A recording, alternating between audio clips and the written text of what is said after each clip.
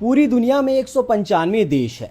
सभी देशों के अपने अपने धर्म और उनके नियम कानून हैं। वहीं बात इस्लाम की आती है तो यह दुनिया का दूसरा सबसे बड़ा धर्म है और इसी धर्म पर एक संत ने ऐसा क्या कह दिया कि भारत के पड़ोसी एक गैर मुस्लिम देश ने उसे जेल भेज दिया। यह मामला है श्रीलंका का, जहां पूर्व राष्ट्रपति गोटाबाया राजपक्षे के करीबी और बौद्ध भिक्षु गैलागोडाटे ज्ञानसारा ने दिसंबर 2016 में मीडिया सम्मेलन के दौरान इस्लाम के खिलाफ अपमानजनक टिप्पणी की थी, जिसके बाद उन्हें गिरफ्तार कर लिया गया और अब ज्ञानसारा को इस्लाम का अपमान और धार्मिक घृणा भड़काने के आरोप में 9 महीने की जेल की सजा सुनाई गई है। श्रीलंका में मुसलमानों की आबादी 22 मिलियन है, जो देश की कुल जनसंख्या का लगभग 10% है। इस्लाम श्रीलंका में तीसरा सबसे बड़ा धर्म है। श्रीलंका में शायद ही कभी किसी बौद्ध भिक्षुओं को दोषी ठहराया जाता है, लेकिन यह दूसरी बार है जब किसी बौद्ध भिक्षु को जेल भेजा गया। ज्ञानसारा पर बार बार घृणा फैलाने और मुस्लिम विरोधी हिंसा का आरोप था। राजधानी कोलंबो के मजिस्ट्रेट की अदालत ने यह सजा सुनाई है।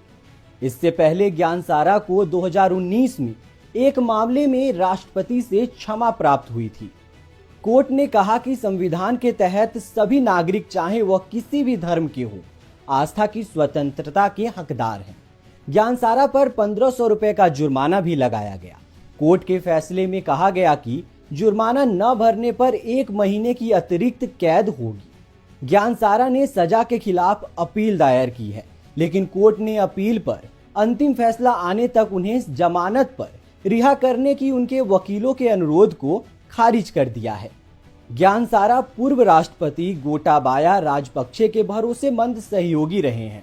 राजपक्षे को 2022 के आर्थिक संकट और बड़े पैमाने पर लोगों के द्वारा हुए गए विरोध प्रदर्शन के बाद इस्तीफा देना पड़ा था।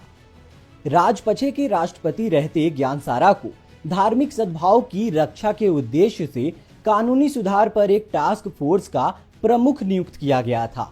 वह सिन्हली बौद्ध राष्ट्रवादी समूह का भी नेतृत्व कर चुके हैं।